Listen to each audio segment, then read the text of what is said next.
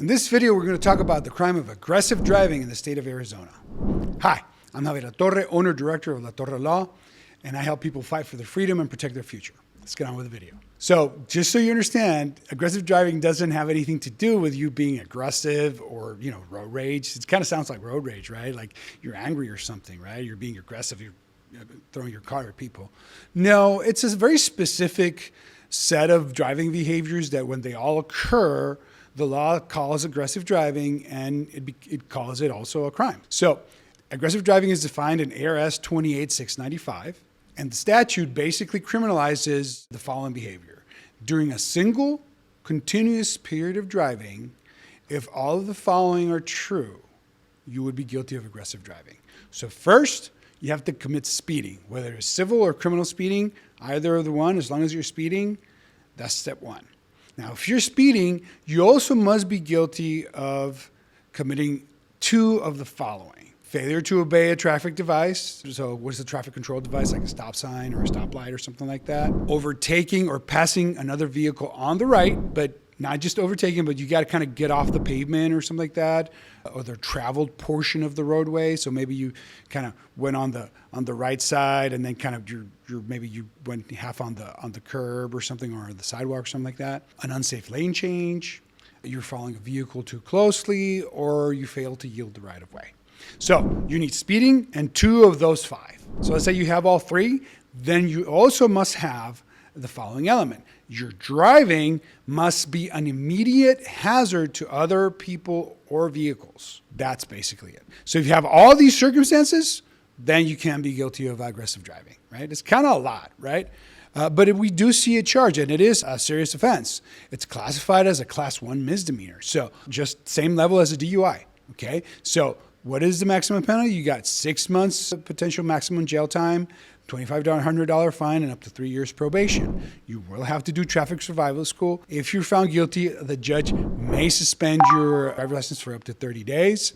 You get 8 points on your license. You'll probably get some complications with insurance. A second violation, you get a 1-year suspension for driver's license, but after 45 days, you can get a restricted driving permit. So that's basically what it is, right? There's a lot of things that need to happen, but if they all happen together, you don't have to be aggressive or angry, right? You don't have to be road raging. Then you could be found guilty of aggressive driving. Now that we know what aggressive driving is, what are the defenses? Well, one good defense was they have to prove beyond reasonable doubt that whatever you were doing was an immediate hazard to another person or vehicle. If they can't prove that beyond reasonable doubt, that's one defense. Another one is, of course, the elements themselves, right? But more importantly, all three driving behaviors and the fact that you're a hazard must occur within a single continuous period of driving. So let's say you kind of stop for a minute, or you did one and then a lot of time passed before, let's say the cops started following you and he saw you speeding, but he was waiting, and then maybe 10 minutes later you do another thing, and then another 10 minutes you do the other one, and then, right? So you can challenge that. That's not a single continuous driving period, right? You're talking about you follow me for half a day, dude, come on, right? So it depends. Some people would even argue that they have to be simultaneous.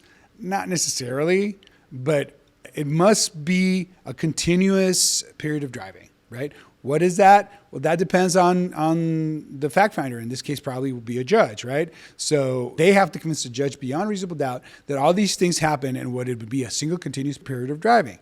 So, your lawyer needs to be able to challenge that. So what is another defense? Well, you can attack the elements. So let's assume that it all happened whatever the cop saw did happen in a single continuous period of driving, but maybe one of the driving behaviors was not correct. Because remember, usually these driving behaviors, they have to prove just by preponderance of the evidence because they're civil offenses, but in a criminal case, they have to prove them beyond reasonable doubt. So what is it about the lane change that was unsafe? Why was it too close when you were following the vehicle, right? How did they determine that, right? The traffic control device. Was it a traffic control device? Which one was it? So let's, for example, say, oh, yeah, you were speeding and you were overtaking people on the right and you failed to obey a traffic control device. Okay, which one? Which traffic control device? Because there's a bunch of requirements for that. For example, it has to be an official traffic control device. It must be applicable to you at the time of driving. It must be placed in accordance with the law. So they have to show all these, or at the very least, we can look into it, see if we can disprove that. Another thing that occurs to me, for example, is a traffic control device can be the posted speed limit. So maybe the cop wants to get a 2-for-1, right? He has you on speeding, and then you disobey the traffic control device. I would argue that that's not enough. A traffic control device cannot be a speeding traffic control device because that's part of the first element. You don't get that one twice. You don't get credit for it double, right? Because it says speeding and 2 of them or more of the following violations. That's what the statute says, right? So you need 3. And a traffic control device being a speeding posted speed limit, that would not be enough, not in my opinion. Another one is failure to yield the right of way, like how they have to prove all these beyond reasonable doubt, right?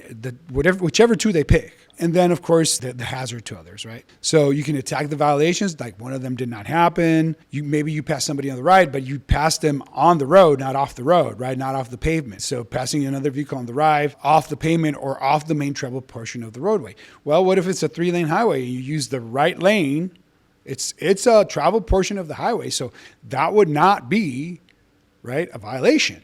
And therefore, they can use passing somebody on the right lane, right? Because you have 3 lanes, they can use that as one of the predicate offenses, right? You need to review what they're saying. You need to get that discovery. You need to look at the reports. You probably need to get somebody to go out to the place where they say it happened, take some photographs, figure out what's going on. And based on that, you can challenge these elements, right? Another option is a reduction, right? You can always negotiate with a prosecutor to get your charges reduced to a lesser offense, right? Diversion or some type of formal diversion. So you could do that. So you can always negotiate with the prosecutor, but you need to have some facts to do this negotiation, right? First, you tell the prosecutor, well, look, man, you can't prove all these offenses happened. You may be going to prove 1 or 2. How about you give me just one of the 2? So let's say, hey, I wasn't speeding, but yeah, he wasn't speeding, but yeah, he did follow too close or whatever. Just give me the civil tickets for those 2 and we're good. Or, hey, he wasn't a hazard, so just give me the speeding ticket. Or just give me one of the civil tickets and we're good, right? Stuff like that. But whatever negotiation you have, you do need to have a factual basis, or you need to have some facts. And that's where your lawyer needs to get creative and figure out how to present this to the prosecutor in a way that the prosecutor will be willing to give you a lesser charge, right? Now, what do we do in my firm? Well, in my firm, we always look at the evidence first, right? We always say evidence first, decisions later. So let's get the evidence, right? So you come in, you got a charge. Okay, I'll ask for all the police reports, any body cam video. If they have any type of dash cam, it's rare in Arizona, but every now and then we get a dash cam, so that's good. And then we want to see if, let's say the guy paced you, we want the records of the pacing or whatever, speed measurement device they use. We want maintenance, calibration. Is the cop certified? Because they have to prove speeding beyond a reasonable doubt, right? So we want to see how are they going to prove that, right? So we interview the cop to get his story and see how it differs or not from the reports. We'll look at the body cam video, see what he told you at the time of the detention and arrest. We'll look at all that stuff and see what holes in his story he has, right? There's a lot of elements here, a lot of moving things, right? And so we can challenge. You didn't see this, right? No, I remember once I had a cop that charged my client with a bunch of stuff. And everything, he saw it through his rearview mirror, right? Because my client went this way, and then he looked in his rearview mirror, and then he saw something that he didn't like in the rearview mirror, and then he turns it around. By the time he gets my client, nothing is happening anymore. So what he saw was in a few seconds in the rearview mirror, right? Like, well, is that enough to prove it beyond reasonable doubt? I don't think so. So it just depends. But we look at the evidence. We look at what the state has. What are they going to present at trial, right? And then based on that, we determine, okay, we need to disprove this, and that. Okay, well, the measuring device wasn't working properly. It wasn't certified, or the cop is not certified in doing that, or he doesn't have the training. He can't testify to that. Let's preclude that evidence, stuff like that, right? So we start addressing the elements of the charges to raise reasonable doubt, because that's all we need, raise reasonable doubt. The state has to prove beyond reasonable doubt that all of these things occur. As long as we raise reasonable doubt that one of them did not occur, that means not guilty. So that's kind of how we do it. I hope this video has been helpful for you. If you or anybody you care about is facing criminal charges, my contact information is in the description down below. Feel free to give us a call or set up an appointment. We'll give you a free consultation, see if we can help you. All right? See you in the next video.